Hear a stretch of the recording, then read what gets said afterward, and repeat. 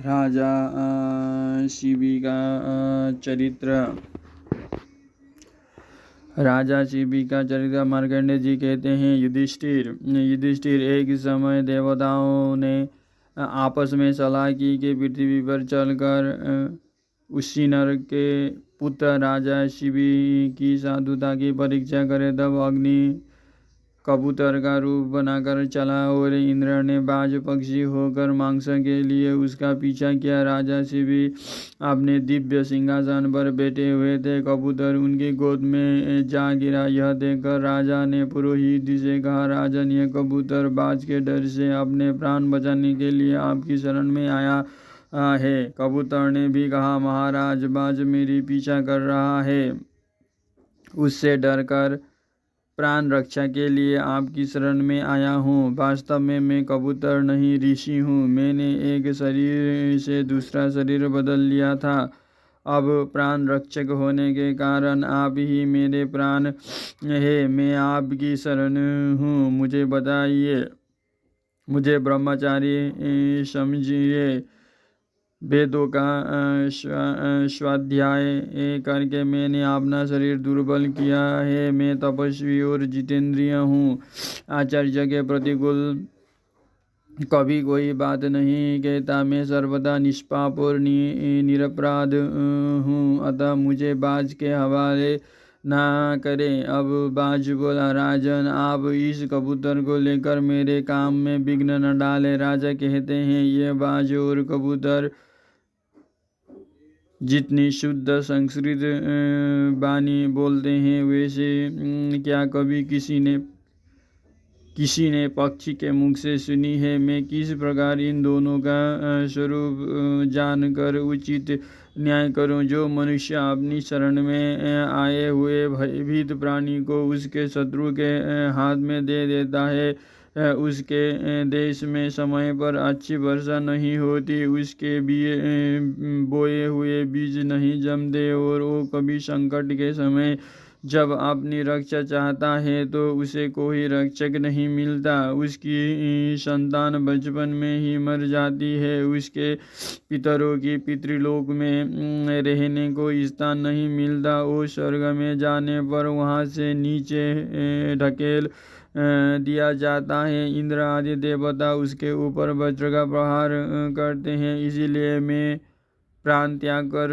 दूंगा, पर कबूतर नहीं दूंगा। बाज, अब तुम व्यर्थ कष्ट मत उठाओ। कबूतर को तो मैं किसी तरह नहीं दे सकता। इस कबूतर को देने के सिवा और जो भी तुम्हारा प्रिय कार्य है वो बताओ, उसे मैं पूर्ण करूंगा। बाज बोला, राजन, अपनी दाई जांग से मांस काट कर इस कबूतर के बराबर तोलो और जितना मांस चढ़े वही मुझे अर्पण करो। ऐसा कहने पर कबूतर की रक्षा हो सकती है। तब राजा ने अपनी दाई जंगा से मांस काट कर उसे कबूतर पर तराजू पर रखा, किंतु कबूतर के बराबर नहीं हुआ। फिर दूसरी बार रखा तो भी कबूतर का ही पल्ला भारी रहा। इस प्रकार क्रमश उन्होंने अपने सभी अंगों का मांस काट काट कर तराजू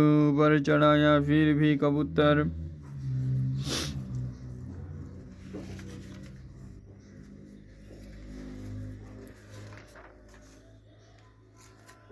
कबूतर ही भारी रहा। तब राजा स्वयं ही तराजू पर चढ़ गए। ऐसा करते समय उनके मन में तनिक भी क्लेश नहीं हुआ। यह देखकर बाज बोल उठा, हो गई कबूतर की रक्षा और वही अंतर्ध्यान हो गया। अब राजा शिबी कबूतर से बोले, कपोत, वो बाज कौन था?